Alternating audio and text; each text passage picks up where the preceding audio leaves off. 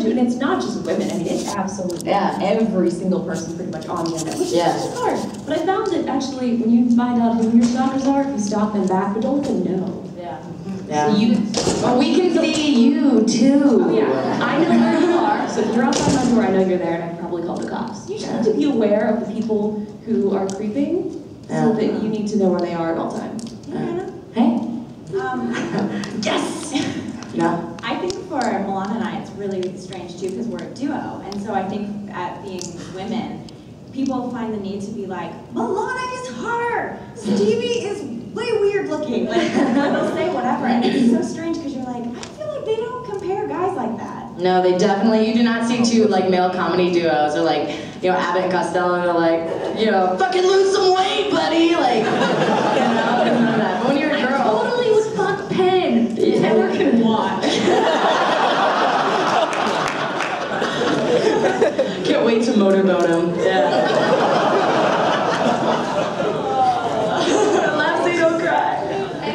Go back to your question about, we definitely started the show intentionally, and I think we know what the space looks like, we know what YouTube looks like for women, and we kind of took advantage of it a little bit. We knew that it was important to look good, and we made fun of ourselves as like, we play kind of dumb girls, and I think one of the things that we've done a little bit strategically is make fun of ourselves before anyone else can make fun of us. And that's been a joy. So, not to waste, we kind of touched on it, the trolls, and the fact that, you know, like you were saying, they seem to find women on YouTube as an outlet. On the flip side, what are some of the things that you think are really super empowering about being a woman on YouTube that maybe a guy coming onto the scene like wouldn't have that advantage in their pocket? Boobs. Boobs. Boobs. Boobs. Oh, shit, I was about to say boobs, but Grace had the mic. Grace is great. I was just thinking about boobs in my head. I have been since it started, and sorry, my reflexes are a little slow because of it. Yeah, every time I text Grace something good, she just writes back tits. She's like, tits, tits, tits.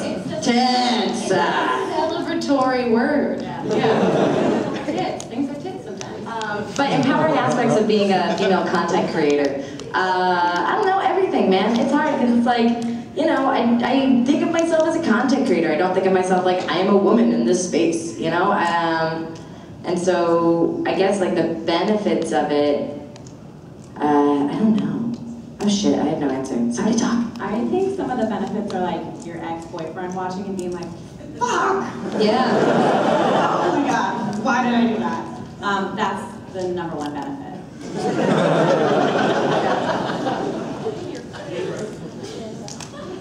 Oh my.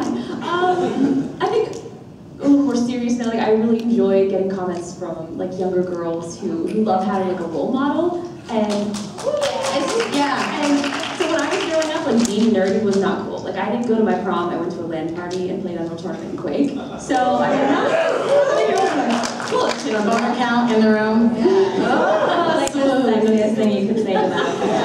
So, but being nerdy before, in quotations, I mean, it wasn't really the coolest thing. And now, you know, I'm playing, which is probably not the best game ever, Saints Row, and some little girl's like, oh, I just picked up this game. I'm like, okay, that's probably not the best game for you to pick up. Maybe pick up like LA Noire or something a little different. But seeing like these little kids go out and really just embrace technology and not be afraid to be like, no, I would be a computer programmer. Like, I'm gonna do it, and not feel like they're being judged for that. Nerdy is cool. Yeah, and also just to encourage girls not only through technology but just through their own personality to create shit and to be awkward and funny and weird and to think about being a girl in a different way than shopping and putting on makeup and doing things like that. Because there's videos where I wear my pajamas and I'm wearing clearly a shirt that I borrowed from a man, and I'm just trying to put out things that I think are interesting no matter what gender you are, and little girls seem to resonate with that, which is very, very cool.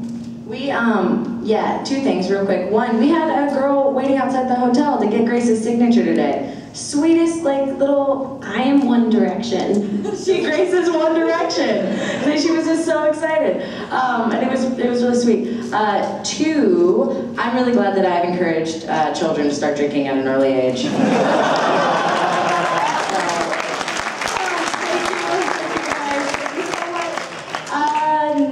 all seriousness, I think that it's important because you can be a positive female. You can be a positive figure on the online space, and whereas on television, like, you know, they definitely aren't too excited to put me on TV, I can tell you that much.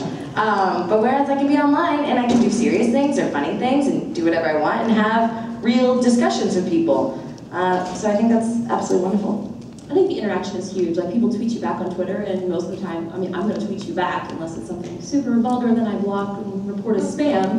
But I think that's the cool part, is like there's these celebrities on Twitter and on TV, and a lot of these kids growing up, they can't really tell the difference whether they're on YouTube watching a clip of Miley Cyrus and then watching like a Shane Dawson clip. Like, those people are the same to them, but yet they tweet Shane Dawson, he's probably going to tweet you back. Right. He never tweets me back. Should try again. Is he on the Women on YouTube panel? I don't know why I thought of Shane. That was the first one that popped in my head. Sorry. They got the hair. Yeah. I tweeted his address and no one showed up.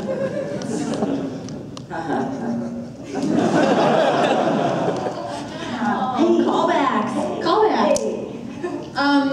I want to hear who you guys looked up to as creators when you started. Was there anybody, like, when you were starting, kind of inspired you to get started on the web, or inspires you now to, like, There were these two girls called Beth and Val that used to make these vlogs years and years ago, maybe like 6, 7 years ago, and they're just two girls sitting in front of a webcam, and they introduced me to the jump cut, which really changed my entire life. And I just thought they were so cool and funny and interesting and quirky and saying things very candidly, and that really, really influenced me. And then I saw Wheezy Waiter on the internet, and he was making these daily vlogs that were really authentically funny, and he wasn't afraid to be nerdy or weird or awkward or silly or everything that you really shouldn't necessarily be, and that just really, really inspired me.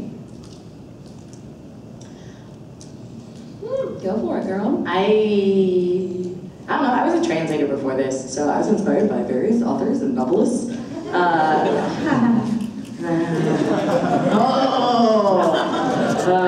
Girl's back, Hannah. I'm inspired by all the people that I've met since this journey began. I'm inspired by Grace and her daily work ethic. Like, I can't imagine doing a daily Grace. Like, that's nuts. It's insane. It really is. It's impressive. Yeah, and you know, Justine and Milana and Stevie, like all of them, just make me want to keep working hard and be a bigger and better version of myself. Aww. You always have such inspiring things to say, and I'm like, so what's up? Oh yeah, sorry, Justine. I don't think you should get any bigger. Oh my god, did you just call me fat? Oh my god. Unfollow her on Twitter. Unfollow her. Unsubscribe. I'm trying to think who I was inspired by. Bratz and Beretta originally. When I first saw them on YouTube, I was like, oh my god, these guys are so funny. This is amazing. But going back, I started posting videos on like Rever, on MySpace, on this website called Campus Hope, which was a part of College Humor before it was really College Humor. So I've been doing this for so long, but there was these two radio DJs back in my hometown that do this radio show, Mikey and Bob, and they were just so funny, and I would listen to them every day. I'm like, these guys love their jobs. They're having so much fun, they do stupid stuff, and this is their job. I'm like, how can I do that? So I went outside, and I put on a Teenage Mutant Ninja Turtle costume and just ran around, and I posted it on their MySpace wall, and I was like, hi. But I don't know, I'm just inspired by people that, you know, yeah. Such humble beginnings. You know what was bad about that is that's what I did in my backyard. You can see street signs, you can see my house number. I'm like, you should never do that, ever. Ever. End of story. I think our videos are inspired by a lot of different things, but I think for me, a lot of the humor and a lot of the type of humor was inspired by the Upright Citizens Brigade. And Milan and I both went through the program, and we're no longer alcoholics, so it's good. No, but I appreciate the humor and the type of humor, and that it's modern, and that's kind of what inspires the humor, at least in our videos. I think also when we started doing videos, I mean, even now, we didn't see a lot of girl comedy on the internet. I mean, like, the fact that, like, I can't think of very many other women besides the ones that are up here doing videos, and there's like just a ton of dudes on the internet making comedy videos.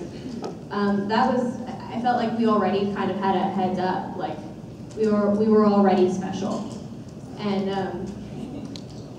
you know, and now I don't know. But I mean, there's like Community Channel, right? Natalie Tran, just like she was actually the first YouTube person I ever like watched. I was like, oh, I hope she posts another video, but she had to stop because of a scary stalker came and was like gonna eat her face. are you serious? Yeah, you didn't know that? No, I didn't. Yeah, that's why she stopped. I always wondered why. Yeah, and then she just started coming back. Yeah. I'm glad she's coming back. Well, no, because it was amazing. Yeah, she was absolutely amazing. Community Channel, youtube.com/community channel, and no, yeah, she's been back, but like she was like gaining momentum, doing great, like, you know, back in the beginning of everything too. And then, you know, straight up, like it got too threatening and too serious, and you know, the police had to get involved and that sort of thing. And it's like, you know, there are better ways to show love, guys. Paint your feelings. You know, watercolors, sing a song. No songs. No songs. Okay.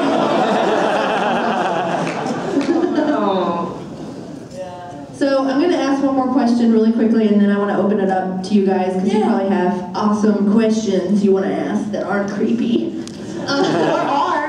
This is an appropriate forum. This is We have public. bodyguards around. We feel safe. So if we had a 16-year-old girl standing right here, and she said, I want to get on YouTube and I want to do what you guys do, what would be the biggest piece of advice you would give her?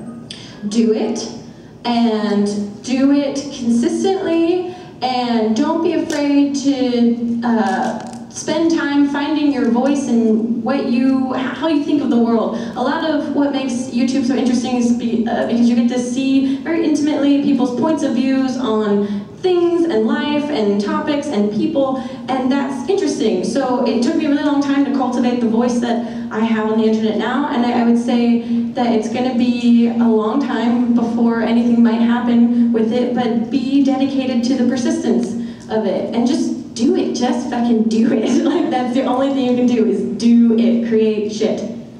Lovely.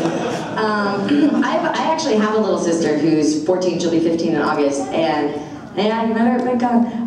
And she wants to become a vlogger. And when we were talking about it in the car, we were driving and I was like, nope, immediately no. And she was like, and then I was like, wait, actually you can do it, but I want you to know that, you know, I love you and you need to love you and you need to figure it out and be there for yourself, because once you put yourself out there in public, everyone else's opinions are gonna come your way. And you need to have a solid understanding of yourself and a solid opinion of yourself before you can handle that kind of exposure. So that would be what I would say.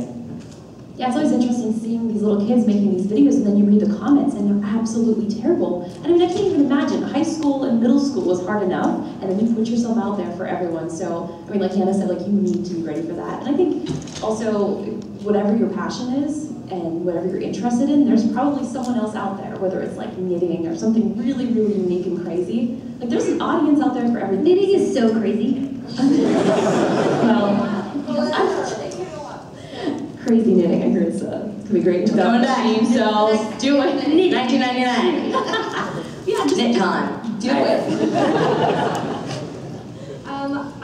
The tip that I would give anybody who wants to make videos is just do what you love. Just whatever tickles you. Like, if like puppet shows are your jam, make puppet shows, because you're gonna, I mean, Grace was right. I think consistency is a really important part of it, and a lot of it is hard work. So you're gonna be editing your stuff a lot, all the time. You're constantly gonna be watching whatever it is that you're doing, so you should love it. Luckily, I really love Stevie's face, so I can just edit that. Can you blame her? What? That goes. What did you say, Hannah? Nothing, just Stu. Yeah, Stu is great. Hey. Anyway, so do something that you, just do what you like. Yeah, I would pretty much just wrap it up by saying the same exact stuff. My dad always said, find out what you love and then find a way to make money doing it. And I think that's extremely based on money. And be really good advice. I think you'll be happy if you're doing, if videos is what you love, and you combine it with something else you love, like cooking or getting drunk. Should I go?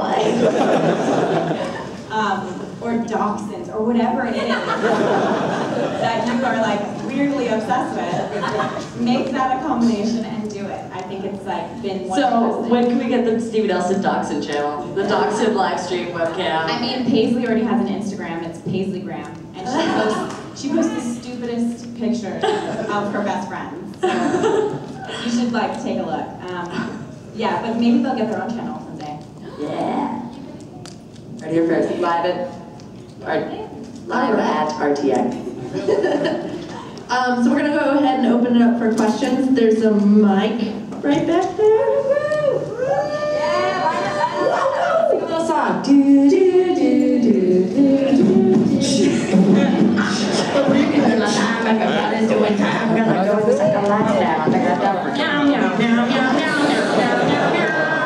That almost went Games of Thrones-y a little bit. Winter is meowing. Our meowing is coming. Go ahead.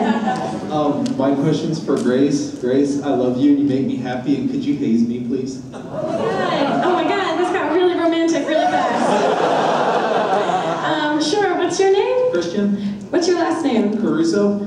Christian Caruso? Christian Caruso. More like Christian, I'd like to carouse away from every sunset with you.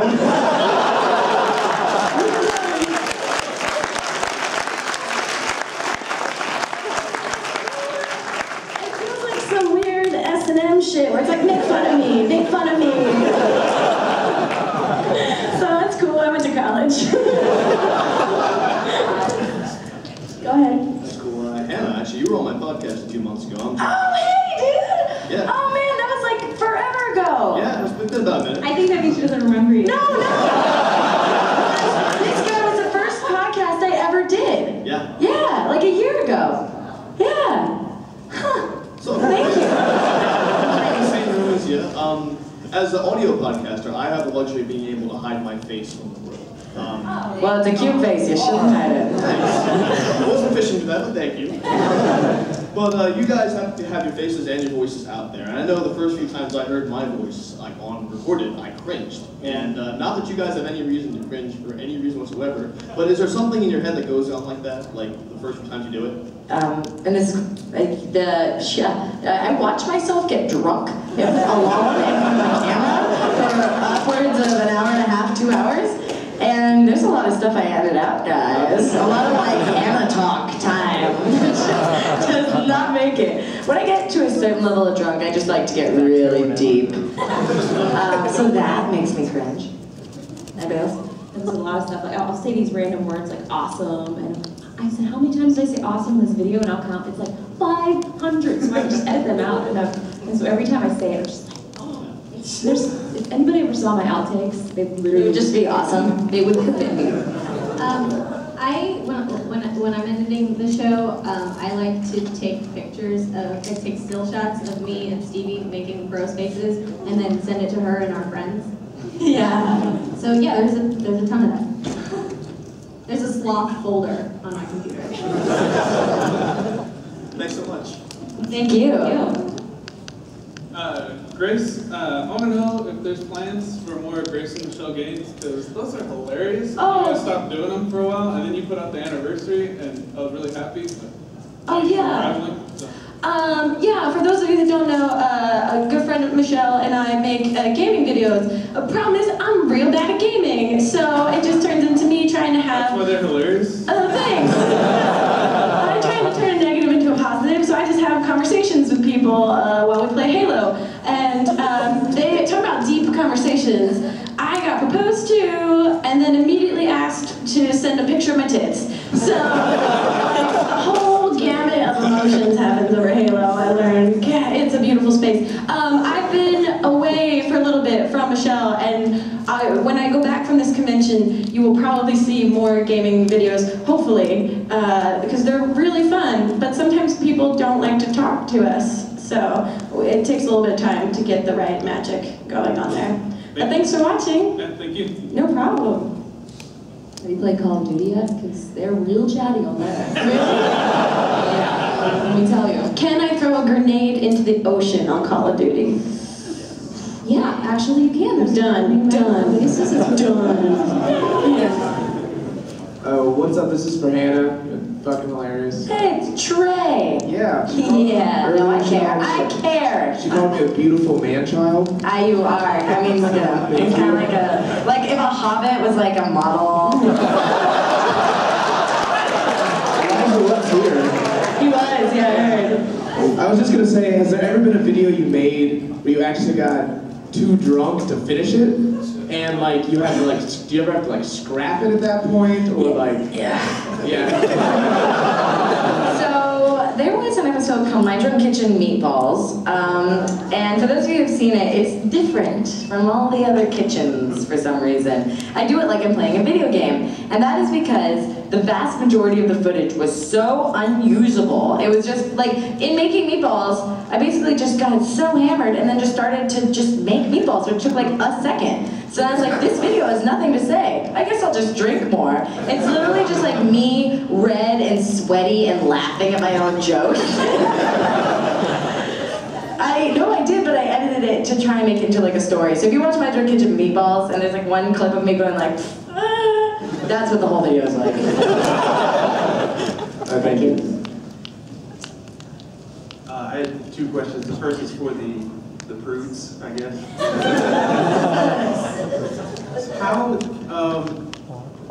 it really varies between videos with like how in on the jokes your guests are. No one is in on the jokes. No one is ever in on the jokes. Hannah's saying that because she was completely disturbed when we interviewed her. So it's just basically like their improvisational skills. Some people react to it better than others, or what? Yeah, we don't really plan our show, so we don't know what we're going to say, let alone tell our guests what they're going to say. Okay. Yeah. My second question. No, enough. Pick and go.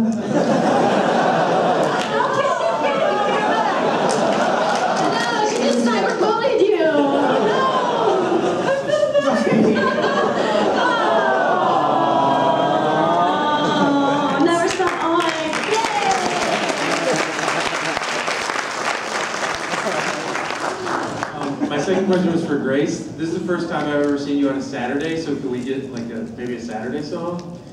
Like make up a Saturday song right now? Sure. We can be your backup. Okay, can someone give me a tune? Saturday is the day when I don't have to make a video. Yay! Yay, yay, yay! Yay, yay, yay, yay! Yay, yay, yay, yay! Yay! Today is Saturday. No video, yay! Yay!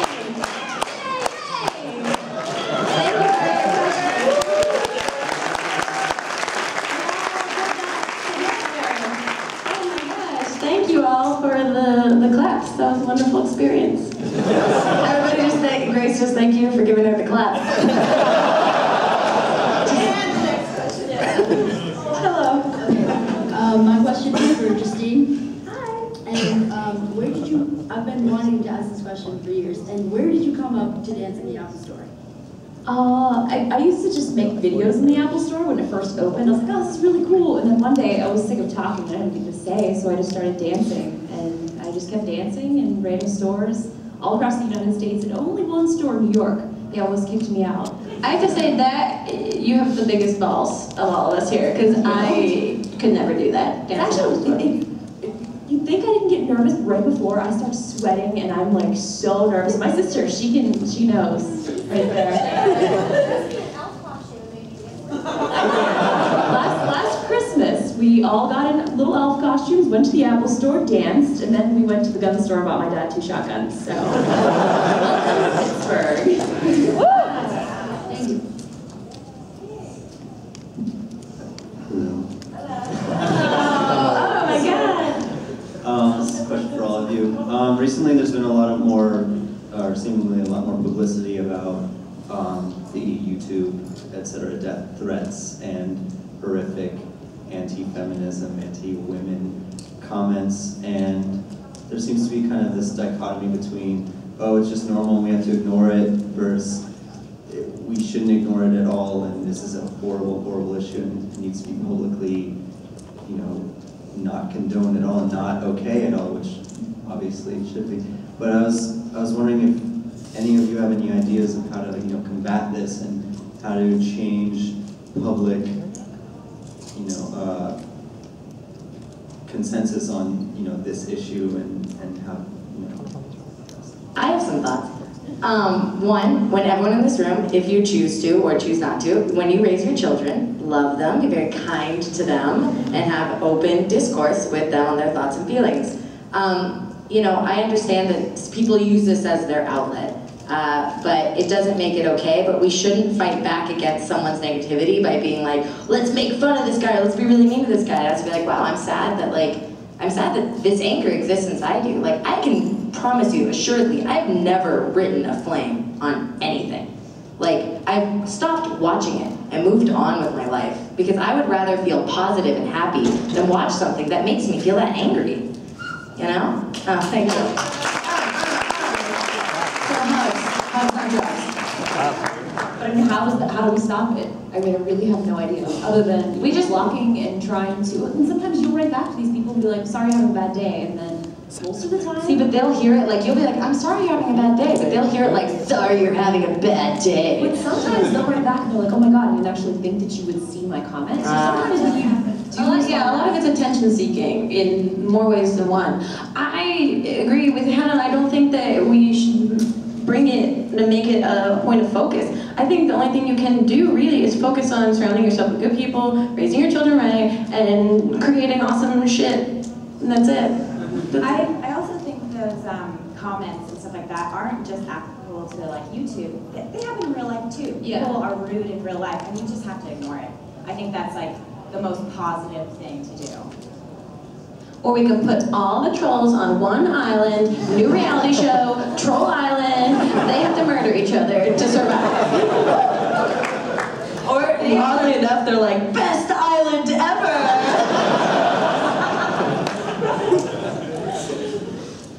Thank you. Thank you for asking. Thank you. Thanks. So, I have a couple of questions. One, going with what he was saying, I mean, do you guys play Xbox Live at all? Yeah, I don't know what Xbox is. You can play games. There are plenty of people in this room who could explain, I'm sure. Well, I remember, like, I know how trolling has gotten so bad on the internet, but I remember, you know, back in like Halo 2 days, you couldn't play that game without getting a death threat. And there were people all over the place doing it, and now I feel like it's just like transformed into internet mode, where they type it because it's easier than saying it, I guess. But I also remember like the comebacks that people had, and how they always had something to say, and those are like the funniest videos to watch. I watched a top 10 video of Halo once, of these, and one guy said something to a kid, and this kid was, you know, he sounded like a 12-year-old girl. And he replied and he said something, it's like he wrote it down and read it really quickly. He said something like, I'm going to stuff a frog up your ass and light a firecracker up your ass and shove it down your throat and then set it off like the 4th of July, or something like that. It was like twice that long. I'm super creative, yeah. It has some beautiful undertones. As soon as he said it, no one said a word. What did you say to that? I don't know. And so that's what I think is funny, and that's why I was curious if any of you played Xbox Live, because I was wondering if you've ever experienced that, and if it's much different than the internet. Oh no, it's just the same, and it's terrible, especially like they don't ever think that I'm actually a girl. They just think I'm a little boy. So there's always the get back in the kitchen. I'm like, let me just tell you what, I've never actually been in the kitchen, and when I am, I usually burn something, or the cops are called because I killed someone. I killed someone and I fried them. I think though that the difference would be is that like when you're playing a game, you've got like the live communication back and forth. I have like a couple brothers who play, so I've heard. But it's different, I guess, between you being like, I made this thing for you. Do you think this is funny? I love you. And then somebody being like, I'm gonna kill you. That feels very different than, oh, fuck each other's ass. Oh yeah, I'm gonna show up your ass. Like, it's a different type of dynamic. That's true. And a lot of YouTube stuff too, it's you. You're not playing a character, and you're not completely invisible hiding behind Xbox Live. It's like somebody, this is you, this is a person. They're like, oh, I hate your eyebrows. I'm like, oh, what do you want me to do? I'm so sorry, Justine. I'm so sorry someone said that to Oh, me. I'm blocking you. Oh, okay. That was you. That was me. Just hate on Your that. one mean comment, it was to me, thanks. Yeah. I love your eyebrows. Oh, thank you. Yeah, my second question is, oh, sorry, I was waiting for Milana to cut me off. A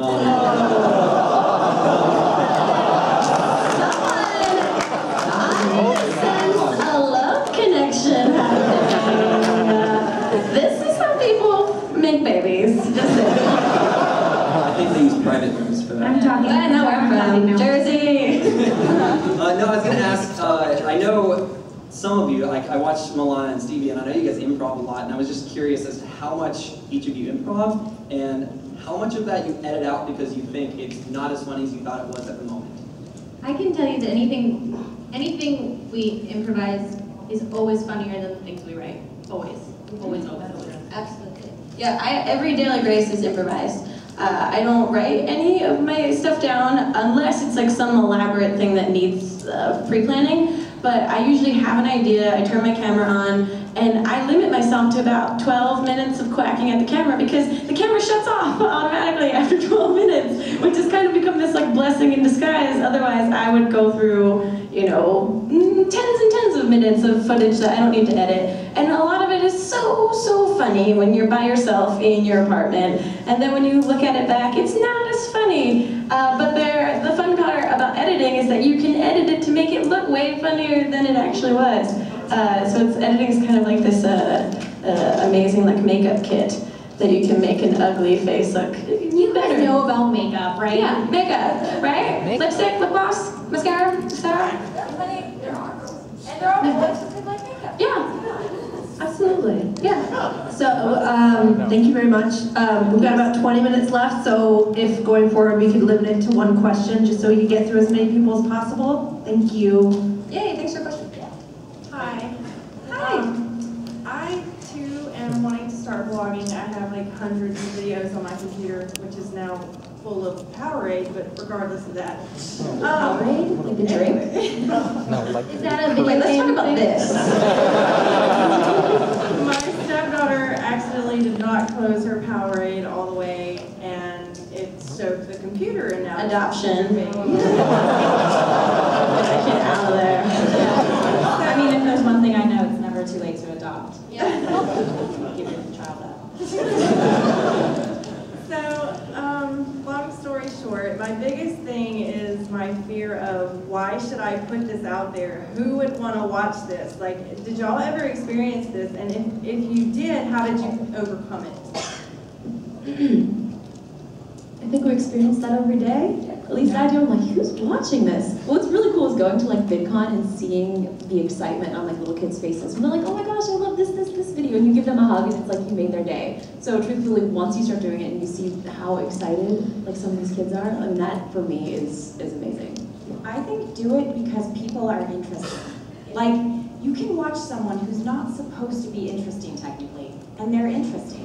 Do it because everybody's different, and I think that you'll get a following just because you're a different voice, and I think it's like, you don't have to worry about it, just do it. You'll have your own kind of thing, and people will watch it. Yeah, and I would, along with that, do it because you can't not. Like, do it because if you feel absolutely compelled to do this, like if you're laying awake at night, you're like, well, I couldn't, I have all these other thoughts. Like, do it because you're like, God, this is what I want to do. That should be your number one driving device. Actually, this is really funny. In a panel we did at VidCon, the Double Rainbow guy was there, and we asked him, so why did you post those videos on YouTube? He was like, yeah, man, I was just backing up my hard drive. So he basically posted all of those videos just to back up his hard drive. And one of those happened to go, well, we all know that one. And it went viral. So, I mean, you could have backed up your hard drive and not had that Powerade spill. Yeah. See? Yeah, that would have been awesome had I already did that. But you obviously like filmed those videos for a reason that you wanted to document. Right, so that should give you some indication of like, you enjoy doing this on some level. I can say I do improv